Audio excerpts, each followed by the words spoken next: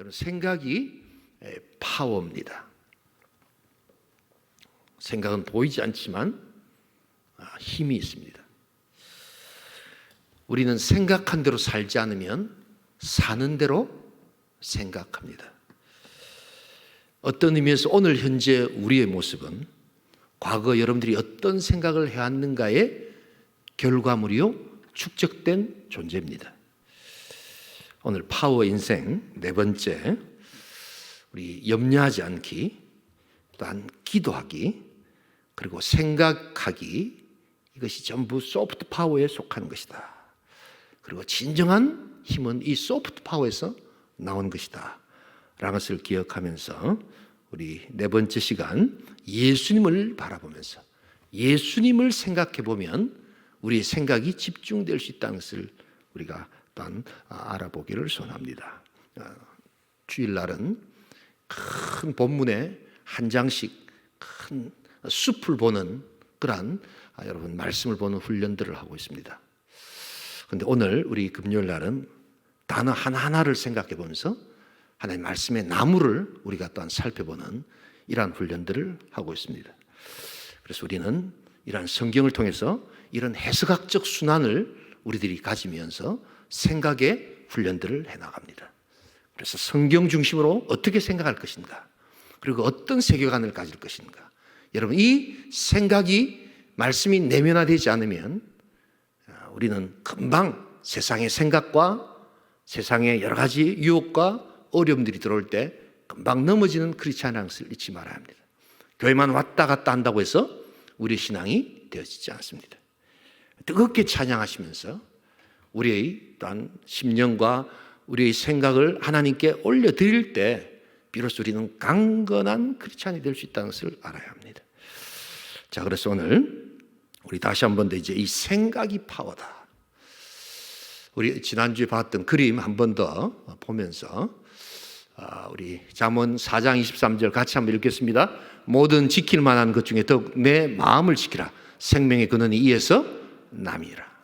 좀 더 포괄적인 의미가 마음이라고 했지만 많은 경우 생각이 저기에 들어간다라고 이야기했습니다. 그래서 생각의 덩어리가 또한 느낌을 통해서 또한 행동으로 나타나고 그것이 습관이 되고 인격이 되고 인생이 된다. 예수를 믿었다고 해서 우리가 바로 어떤 큰 변화된 역사가 일어나지 않는다. 우리는 법적으로 믿음으로 의롭다함을 얻는 인생이지만 실제적인 삶에서는 우리는 계속해서 훈련하고 또한 성화되는 과정들을 겪어야 한다는 것을 알아야 합니다. 거기에 출발이 생각이다. 생각을 여러분 관리하셔야 합니다. 마음에 드는 생각을 무조건 다 해서는 여러분 결코 좋은 크리스찬이 될 수 없습니다. 오늘 우리가 이 본문을 읽으면서도 당장 우리는 이런 생각이 듭니다. 이걸 어떻게 지켜? 이렇게 생각하는 사람이 누가 있겠어? 참되고 경건하고 무엇이든지 옳고 정결하고 또한 사랑받을 만하고, 야, 이걸 누가 이렇게 생각하겠어? 라고 생각하시죠? 여러분, 그러기 때문에 우리는 그리스도께로 오는 겁니다. 이것을 다 지킬 수 있는 생각을 했다면 우리 그리스도는 필요가 없습니다. 우리는 이렇게 생각하지 못하기 때문에 이렇게 생각하시고 이런 생각을 우리들에게 자극하게 하시는 예수 그리스도께 나와서 그분의 보혈 피 아래서 비로소 우리는 생각의 훈련들을 하고 있는 것입니다. 그래서 그리스도를 생각할 수 있기를 소원합니다. 그분이 가지고 있는 모든 성품 속에 생각의 중심이 담겨 있습니다. 오늘 두 번째로 우리가 기억해야 될 것은 정결함입니다. 무엇이든지 정결하며. 이 정결하다는 것은 행동과 말의 깨끗함을 뜻합니다. 행동과 말의 깨끗함이 뭘까? 여러분, 어떤 데는 거친 말이 나올 수도 있고 또 어떤 데는 분노에 찬 말들이 나올 수 있습니다. 그러나 겉으로 드러나는 것도 중요하지만 특별히 오늘 이 정결함은 자기 생각과 그 생각을 통해서 나타나는 말과 행동의 동기의 순수함을 이야기하는 겁니다. 여러분, 진정성 있는 생각이라는 것은 그 의도가 동기가 순수해야 합니다. 우리 마태복음 16장 1절을 오늘 좀 찾아서 읽을 구절이 많습니다. 우리 잘 보시기 바랍니다. 함께 읽겠습니다. 바리새인과 사두개인들이 와서 예수를 시험하여 하늘로부터 오는 표적 보이기를 청하니. 저기 뭐라고 되어 있습니까? 예수를 시험하여. 친구들 관계 속에서도 이렇게 인간관계를 하다 보면 유도신문을 하는 사람들이 있습니다. 이런 사람들 조심해야 합니다. 그리고 이게 유도신문인가 아닌가 정도는 파악할 수 있어야 합니다. 그래서 이렇게 말을 끌어내려고 하는 이런 의도를 가지고 물어보는 사람들이 있습니다. 우리 예수님의 사역 중에 이런 것을 너무너무 많이 당하셨습니다. 정결하지 않는 의도를 가지고 지금 예수께 찾아오는 겁니다. 여러분, 그런데 우리 예수님은 그것을 간파하셨습니다. 그래서 너희들에게 보여줄 표적은 요나의 표적밖에는 없다. 요나의 표적은 구약에 일어났던 그러한 선지자를 통한 역사였죠. 그러기에 이들에게는 사실상 아무것도 보여주지 않았습니다. 그리고 장차 예수께서 십자가에 달려 죽으심으로 말미암아 가장 큰 위대한 표적, 바로 그것을 그들에게 보여주시고 예수님은 그들의 의도에 말려드시지 않으셨습니다. 어떻게 하면 우리가 이 좀 진정성 있는 생각, 진정성 있는 말과 행동의 근원을 찾아낼 수 있을까? 무엇보다도 내가 100% 진정성이 있을 수 없다는 것을 인정하셔야 됩니다. 나에게는 여전히 타락한 본성이 있다는 것을 인정하셔야 됩니다. 어떤 사람들은 자기의 진정성을 지나치게 강조하기 위해서 맹세하는 사람이 있습니다. 내 인생을 걸고 내 뭘 걸고 맹세하노니 뭐 이렇게 이야기합니다. 우리 예수님은 그렇게 하지 말라고 이야기하십니다. 그냥 예면 예, 아니면 아니요, 담백하게 이야기하라는 겁니다. 그리고 네가 진정성이 있는지 없는지는 네가 제일 잘 알지 않느냐라고 이야기합니다. 그래서 우리가 그렇게 이야기하되 나에게도 또한 죄성으로 인해서 그렇게 오해될 수 있는 그러한 말과 행동을 할 수도 있었겠다는 것을 인정할 줄 알아야 합니다. 또한 생각을 통해서 전달된 말과 행동이 곡해되거나 오해될 때 내가 진정성을 담았는지를 스스로 자꾸만 점검해 봐야 합니다. 언제 합니까? 기도 시간에 하는 겁니다. 여러분, 기도 때 여러분 뭘 하십니까? 그런 것들을 한번 나눠보신 적이 없으십니까? 기도는 하나님과 대화합니다. 그래서 주저리 우리가 대화도 하고 또한 우리 성경적으로 하나님의 음성이라는 것 우리 여러 번 우리가 배우지 않습니까? 그 보컬 사운드가 아니라고 이야기했죠. 그러나 직관을 통해서 나에게 말씀하시는 하나님의 음성을 듣습니다. 또한 하나님의 지혜를 구합니다. 또한 중보하면서 다른 사람들 위해서 우리가 간절히 기도합니다. 뭐 이런 것들 다 기도하지요. 저는 그런 가운데서 제가 그저께 제가 과거에 며칠 전에 했던 말들이 내 의도와 다르게 곡해되고 오해되는 그러한 순간이 찾아올 때면 내가 그때 정말 내가 진정성 있게 말을 했는가를 스스로 점검해 보는 시간을 꼭 가집니다. 내가 정말 그때 말할 때 정말 100% 순수하게 이야기를 했는가? 많은 경우에 그렇지 않았다라는 생각이 들 때가 많습니다. 때로 진정성을 이야기하면서 과장하기도 하고요. 거짓말은 아니지만 과장하기도 하고, 때로는 내가 피해를 입지 않기 위해서 나는 싹 빼면서 이야기했던 뭐 그런 여러 가지 형태의 모습들이 기도 가운데서 나타납니다. 너 정말 아내에게 정말 그런 뜻으로 이야기했었나? 하나님 물어보십니다. 당신 정말 남편에게 그런 이야기할 때 정말 그 아이 생각하면서 이야기했었나? 하나님은 물어보십니다. 그럴 때 기도 가운데서 우리는 우리의 동기를 점검해 봅니다. 많은 경우에 성령께서는 네가 그때 이야기할 때 너는 순수하다고 이야기할지 모르지만 내가 보기에는 아니야 라고 하는 경우가 많습니다. 그때 우리는 회개합니다. 그리고 하나님 앞에 나아갑니다. 여러분, 이런 우리 동기의 점검을 하는 것, 기도 시간에 아주 중요한 시간이고 꽤 많은 시간, 기도에 또한 시간을 저는 할애하고 있습니다. 또 한 가지 우리가 이 동기의 진정성, 우리 또한 생각의 진정성을 담기 위해서는 역임의 법칙을 잘 활용해야 합니다. 우리 로마서 6장 11절 같이 한번 읽겠습니다. 이와 같이 너희도 너희 자신을 죄에 대하여는 죽은 자요 그리스도 예수 안에서 하나님께 대하여는 살아있는 자로 여길지어다. 여러분이 동기의 순수함을 점검하다 보면 너무 힘들 때가 많습니다. 그래서 몇 번 기도 생활이 힘들면 그 다음부터는 우리가 안 하려고 하는 그런 본성이 있습니다. 그러나 이것을 꼭 해야 합니다. 이 동기의 순수성, 자기 어떤 생각의 진정성을 점검하는 바로 그 장소가 굉장한 영적 싸움의 장소라는 것을 여러분 경험해 보신 적이 있으십니까? 사단이 무조건 공격을 합니다. 너 정말 그렇게 했어? 100%안 되면서 왜 넌 그렇게 했어? 그럼 우리는 그 기도 시간에 절망할 수밖에 없습니다. 그때 여러분 바로 이 로마서 우리 6장 11절을 꼭 기억해야 한다는 것입니다. 다시 한번 읽어보겠습니다. 우리 6장 11절 같이 읽습니다. 이와 같이 너희도 너희 자신을 죄에 대하여는 죽은 자요 그리스도 예수 안에서 하나님께 대하여는 살아있는 자로 여길지어다. 실제로는 그렇지 않아요. 그러나 내가 지금 하나님 앞에서 이 나의 진정성을 점검해 보기 위해서 앉았다는 것 자체가 하나님은 굉장히 기뻐하시는 시간이다. 그러기에 하나님께서 나를 지키신다는 그 여겨주심의 능력을 의지해야 된다는 겁니다. 결코 위선적이 아니라는 겁니다. 결코 절망적이 될 수가 없다는 겁니다. 하나님의 은혜를 깊이 경험하게 될 줄 믿습니다. 하나님 나는 정말 100% 순수하지가 않습니다. 그러면 어쩌잔 말입니까? 그때 하나님은 찾아오십니다. 내가 그리스도의 보혈로 너를 덮어주겠다. 그리고 너를 안아주겠다.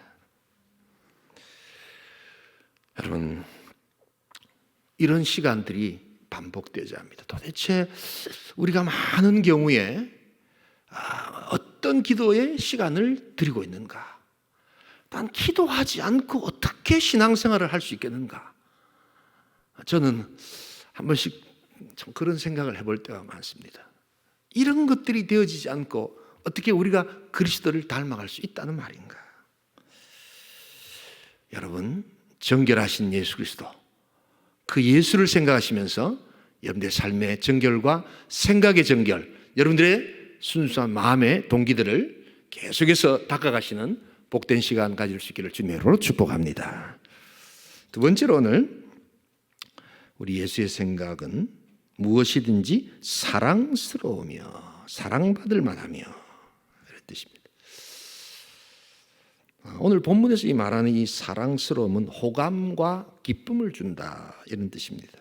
우리 예수님의 모습 속에서 여러분 호감과 기쁨이 있다는 것을 아십니까? 우리는 예수님 이러면 뭔가 근엄하고 우리 예수님은 뭔가 이렇게 아주 막 그냥 인상이 확 굳어 있어서 막 즐겁게 이렇게 청년부가 막 즐겁게 놀고 있는데 예수님이 탁 들어오면 분위기 확 깨가지고 아유 일어나자 뭐 이런 분위기에 그런 분이실까? 왜 예수님은 즐겁게 놀고 있는 청년부들 사이에 들어서서 더 기쁘게 즐겁게 노실 수 있는 분은 아닐까? 여러분 우리가 예수라는 영화를 보면 많은 경우에 이렇게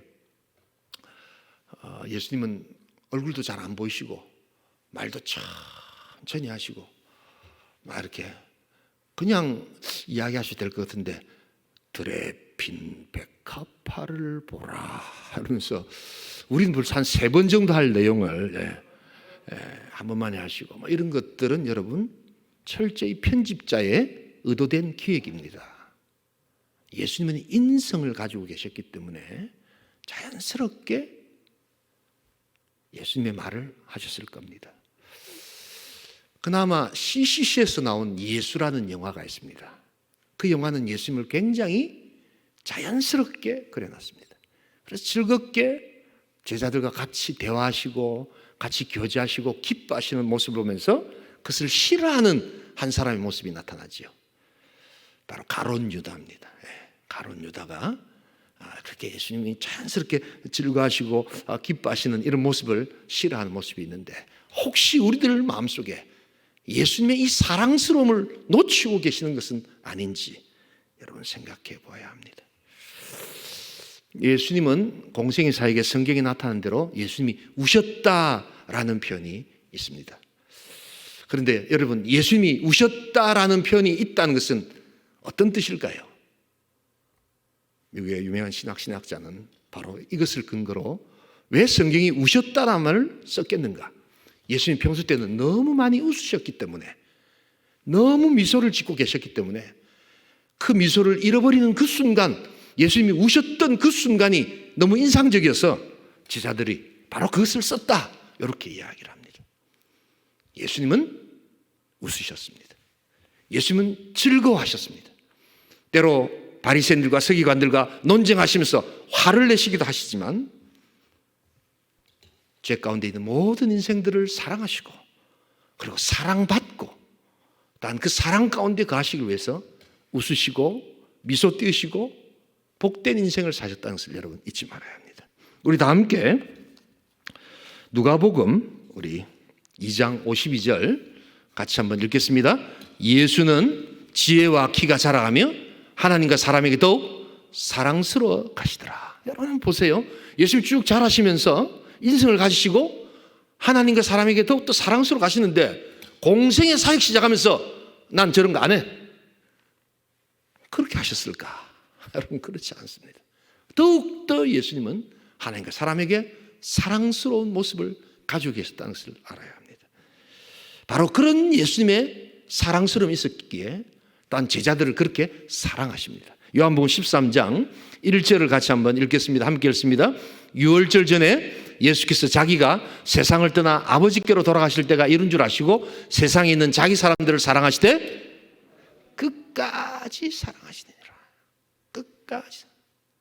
왜냐하면 그분이 하나님으로부터 사랑받고 사랑스러우셨기 때문에 사람을 끝까지 사랑하시는 겁니다.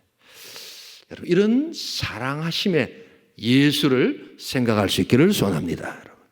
여러분들이 예수에 대한 어떤 이미지를 갖고 계시는지를 잘 생각해 보셔야 합니다. 바로 그 생각이 여러분들이 다른 크리스찬과 우리 공동체 형제 자매에게 나타나는 모습이라는 것을 여러분 알아야 합니다. 자, 그렇다면 어떻게 하면 우리가 하나님과 사람을 기쁘게 하고 사랑스러워져 가는 그러한 생각을 할 수 있겠는가? 무엇보다도 우리의 마음 가운데 타락한 본성이 우리의 생각을 지배할 수 있다는 것을 또한 인정해야 한다는 것입니다. 여러분 이 생각은 본성과 연결이 되어 있습니다. 항상 우리는 타락한 본성을 항상 모든 것에 다 대입시켜 봐야 합니다. 바로 우리 요한복음 13장 2절 같이 한번 읽겠습니다. 바로 예수님의 저런 사랑스러운 그러한 마음들이 생각으로 나타날 때 바로 어떤 생각이 들어오느냐 같이 읽겠습니다. 마귀가 벌써 시몬의 아들 가룟 유다의 마음에 예수를 팔려는 생각을 넣었더라. 여러분 생각을 잘 선택하셔야 합니다.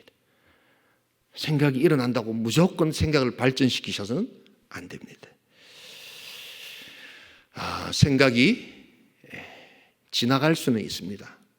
그러나 둥지를 틀기 위해서는 아니 된다고 여러분 배우셨지요. 그래서 영의 생각을 하라고 사도 바울은 이야기합니다. 우리 다 함께 로마서 8장 6절과 7절 같이 한번 읽어보겠습니다. 로마서 8장 6절과 7절 읽습니다. 육신의 생각은 사망이요 영의 생각은 생명과 평안이니라. 육신의 생각은 하나님과 원수가 되나니 이는 하나님의 법에 굴복하지 아니할 뿐 아니라 할 수도 없습니다.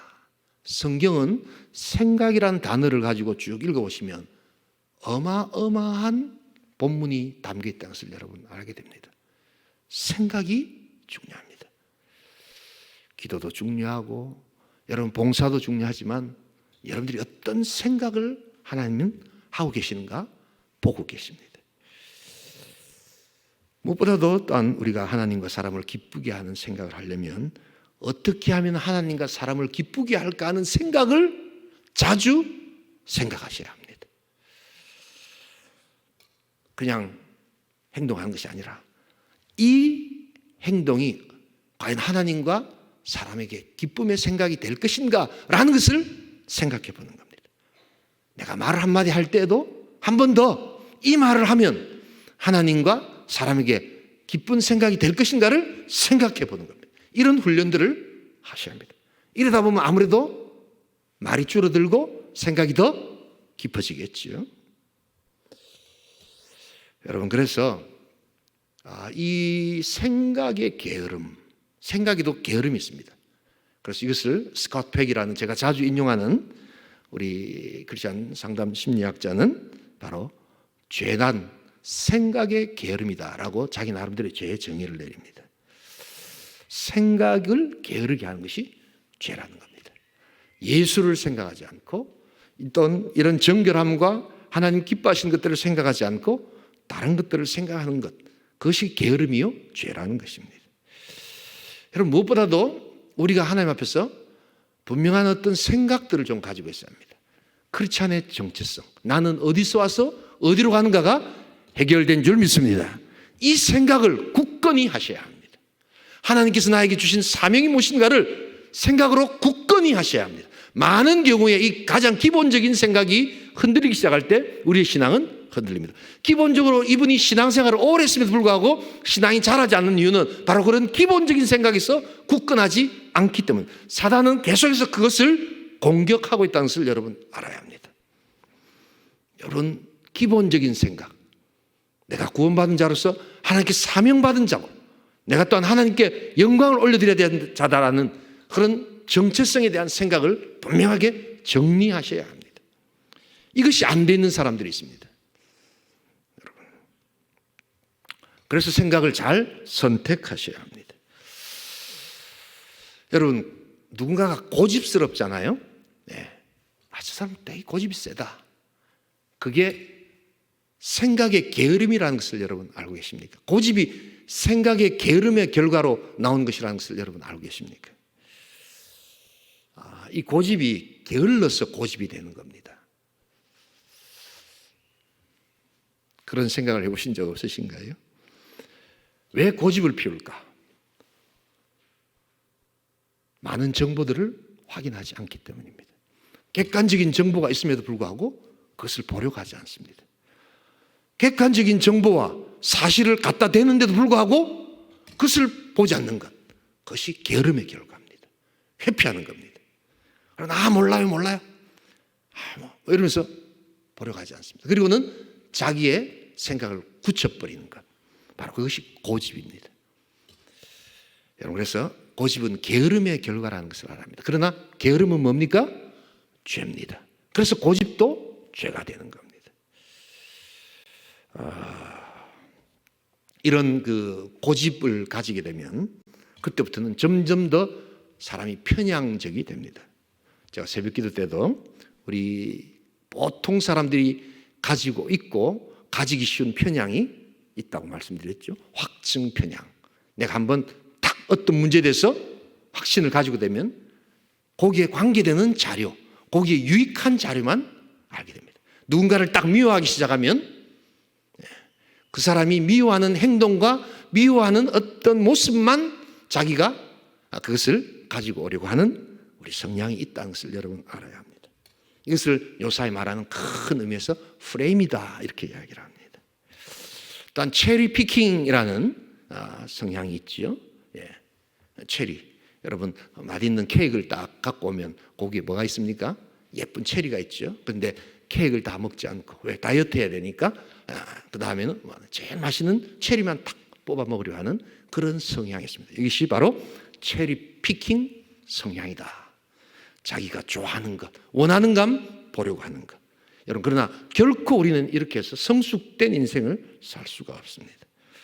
하나님께서는 우리 모든 것을 보여주시고 또한 그래서 하나님이 기뻐하시고 하나님이 원하시는 삶의 모습을 위해서는 생각도 잘 선택하고 때로 고통스럽지만 하나님께 주시는 그 말씀 앞에 서야 된다는 것을 보여줍니다.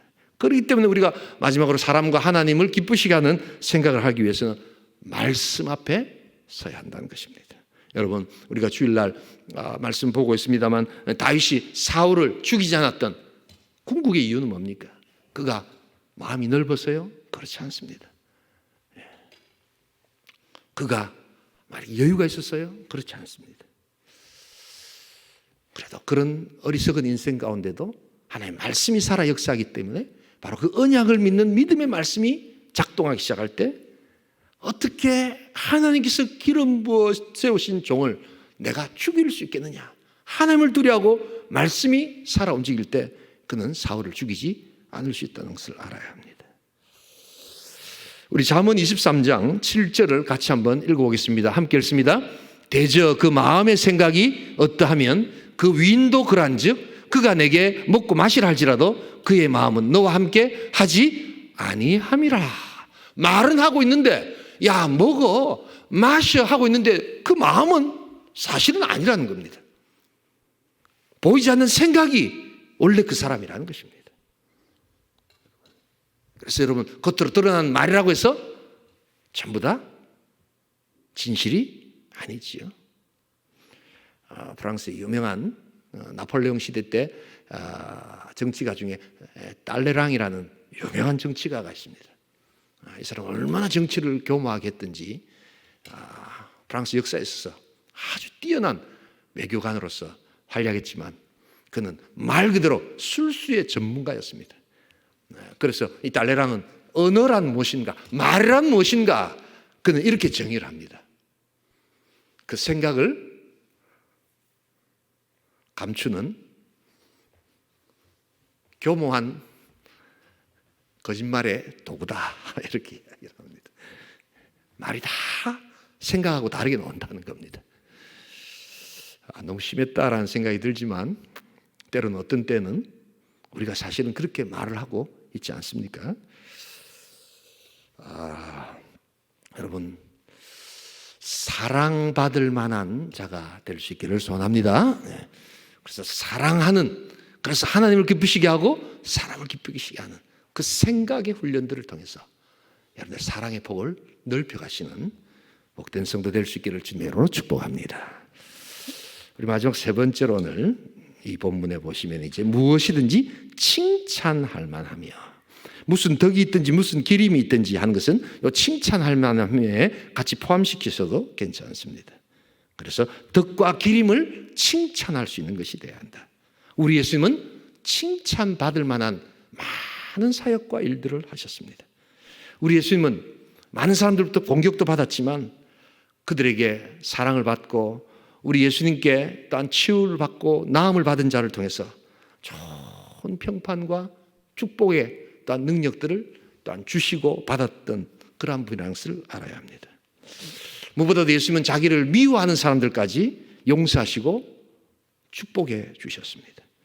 그러니까 칭찬받을 만한 분이셨습니다. 모든 사람이 칭송하고 또한 영광을 올려드립니다. 그러나 항상 여러분 예수님의 삶도 마찬가지지만 우리의 삶도 여러분들을 모든 사람이 다 좋아하고 또한 칭송할 거라고 생각하셔서는 안 됩니다. 우리 크리스찬들의 또한 사역이나 직장 관계 속에서 인간관계 속에서 고통받는 자들의 또한 잘못된 전제가 있습니다.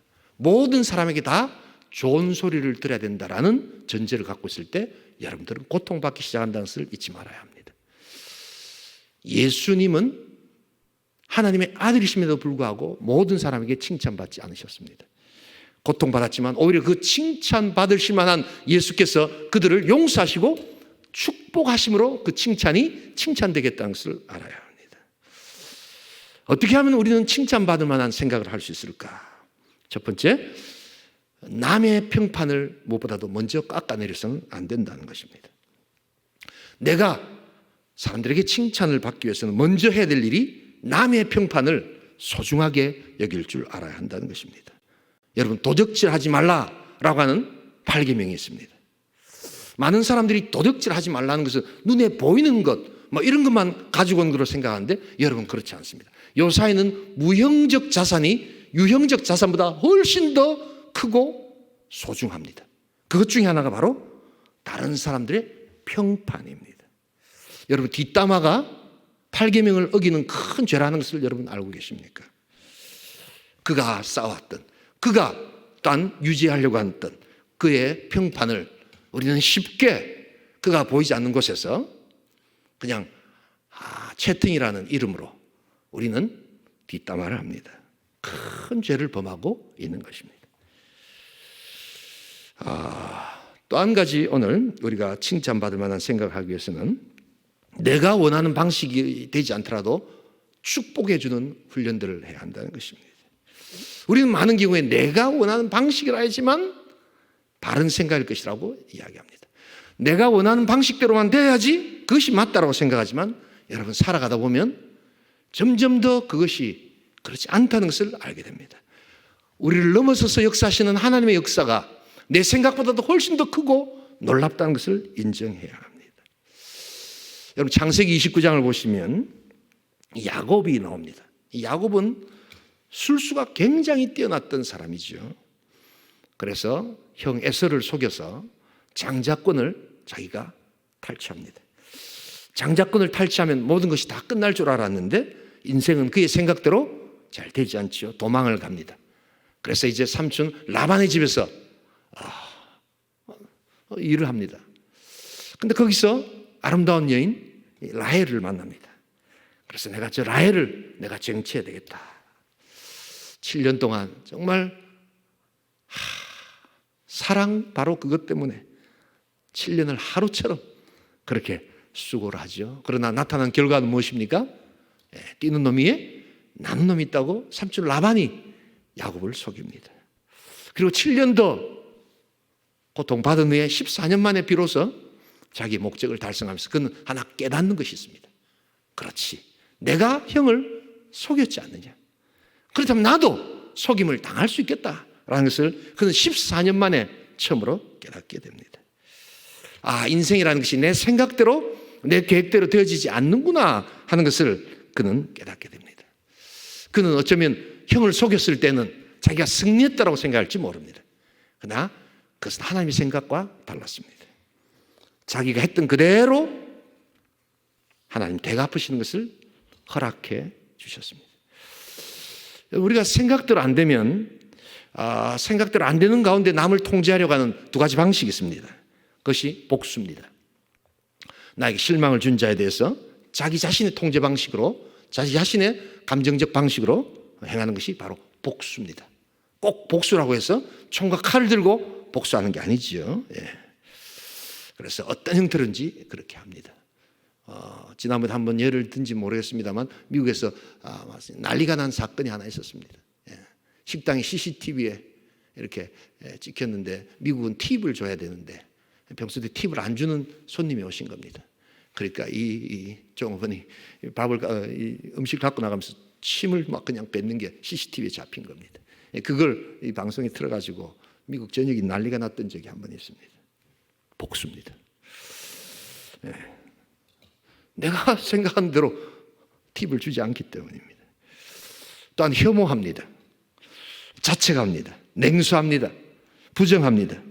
여러분 이런 모든 것들이 영적인 쓴뿌리로 계속해서 축적되기 시작할 때 우리는 결코 좋은 생각을 할 수가 없습니다. 여러분 이럴 때 내 생각대로 되어지지 않는다고 여러분 쉽게 생각을 여러분들 생각으로 고정시켜서는 안 됩니다. 이때 생각을 잘 하셔야 합니다. 이때 이제 그동안 들었던 설교와 또한 하나님의 말씀이 생각나기 시작해야 합니다. 그리고 하나님의 큰 뜻을 생각하는 겁니다. 내 생각대로 되지 않을 때, 내가 고통받을 때, 내 계획대로 되지 않을 때 오히려 하나님의 크신 그림을 그려보고 생각하는 겁니다. 빅픽처를 볼 줄 알아야 한다는 것입니다. 그리고 비록 이 땅에서 내가 보상받지 못한 것 있다면 천국 가도 하나님은 반드시 나를 신원하여 주시고 보상해 줄 것이라는 더 큰 그림을 보는 겁니다. 그리고 하나님께서 내 생각보다도 더 큰 생각으로 하나님의 구속 역사를 이끌어가고 계신다는 것을 우리가 살펴보는 겁니다.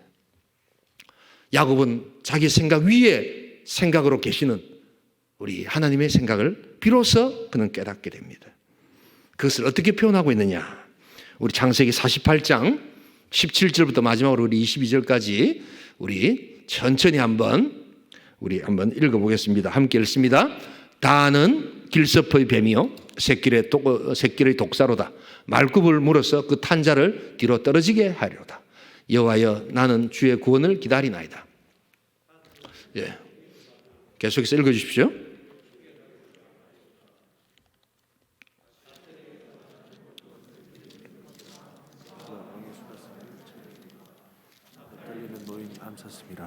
아름다운 소리를 바라는도다. 요셉의 무성한 가지 곧 샘 곁에 무성한 가지라. 그 가지가 담을 넘었도다. 예. 49장이 아니고 48장입니다. 죄송합니다. 48장 우리 한번 찾으시면 제가 한번 읽어보겠습니다. 48장 17절 제가 읽겠습니다. 같이 읽어볼까요? 예, 감사합니다. 요셉이 그 아버지가 오른손을 에브라임의 머리에 얹은 것을 보고 기뻐하지 아니하여 아버지의 손을 들어 에브라임의 머리에서 므낫세 머리로 옮기자 하여 그의 아버지에게 이르되 아버지여 그리 마옵소서 이는 장자이니 오른손을 그의 머리에 얹으소서 하였으나 그의 아버지가 허락하지 아니하며 이르되 나도 안다 내 아들아 나도 안다 그도 한 족속이 되며 그도 크게 되려니와 그의 아우가 그보다 큰 자가 되고 그의 자손이 여러 민족을 이루리라 하고. 예, 같이 읽겠습니다. 그날에 그들에게 축복하여 이르되 이스라엘이 너로 말미암아 축복하기를 하나님이 내게 에브라임 같고 므낫세 같게 하시리라 하며 에브라임을 므낫세보다 앞세웠더라. 여러분 이게 무슨 장면이냐면 이 므낫세가 요셉의 장자입니다. 그러면 할아버지가 축복할 때 오른손을 므낫세 위에 올려야 되는 거. 차자인 에브라임에게 왼손을 올려야 되는데 야곱이 축복을 하면서 이것을 거꾸로 합니다. 그래서 요셉이 깜짝 놀라가지고 아버지 그러시면 안 됩니다. 므낫세가 장자이기 때문에 므낫세 오른손을 올리십시오 라고 이야기합니다. 그런데 야곱이 뭐랍니까? 나도 알고 있다. 나도 알고 있다. 그런데 하나님의 역사는 민족을 이루고 더 크신 하나님의 구속 역사는 바로 이 에브라임을 통해서 하나님이 일하시길 원하시는 것을 내가 이제 알고 너도 알았으면 좋겠다라고 하시면서 바로 하나님의 생각을 그가 두 손으로 표시합니다. 바로 자기가 탈취했던 장자권이 바로 하나님께서 하시는 일의 출발이었다는 것을 비로소 인정하는 것입니다. 자기의 모든 생각을 넘어서서 역사하시는 하나님의 역사 속에서 자신의 인생이 흘러져 내려왔고 그리고 비로소 그것을 이제 마감하는 그 자리에서 그는 고백하는 겁니다. 하나님 알겠습니다. 내 생각보다 하나님의 생각이 훨씬 더 크고 놀랍습니다. 그 어떤 실망도 그 어떤 자만도 그 어떤 복수도 그 어떤 혐오도 그 어떤 불신도 나의 깊은 영적 쓴뿌리가 되지 않도록 주님 하나님의 빅픽처 그것을 볼 수 있게 하여 주시옵소서. 바로 지금 그것을 고백하고 있는 겁니다. 여러분 하나님의 큰 은혜 안에 거할 수 있기를 소원합니다. 큰 섭리 아래서 자꾸만 넓게 보는 훈련들 길게 보는 훈련들을 여러분 자꾸만 해나가야 합니다. 하나님의 생각은 우리의 생각과 완전히 다릅니다. 우리 마지막으로 예레미야 29장 11절부터 13절 같이 읽겠습니다. 여호와의 말씀이니라 너희를 향한 나의 생각을 내가 아나니 평안이요 재앙이 아니라 너희에게 미래와 희망을 주는 것이니라. 너희가 내게 부르짖으며 내게 와서 기도하면 내가 너희들의 기도를 들을 것이요 너희가 온 마음으로 나를 구하면 나를 찾을 것이요 나를 만나리라. 하나님의 생각을 여러분 우리가 기도 가운데서 얻는 것입니다. 여러분들의 뜻대로 지금 되지 않는 일들이 있습니까? 여러분들의 생각대로 되지 않는 일들이 있으십니까? 여러분 그때 그것이 그렇게 되지 않는다고 여러분들의 생각대로 하기 시작할 때 그것은 쓴뿌리로 남아가게 됩니다. 쓴뿌리가 쌓이면 결코 신앙은 자라지 못합니다. 그러나 그때 우리의 생각을 넓혀야 합니다. 그리고 하나님이 더 크신 생각이 있음을 우리는 알아야 합니다.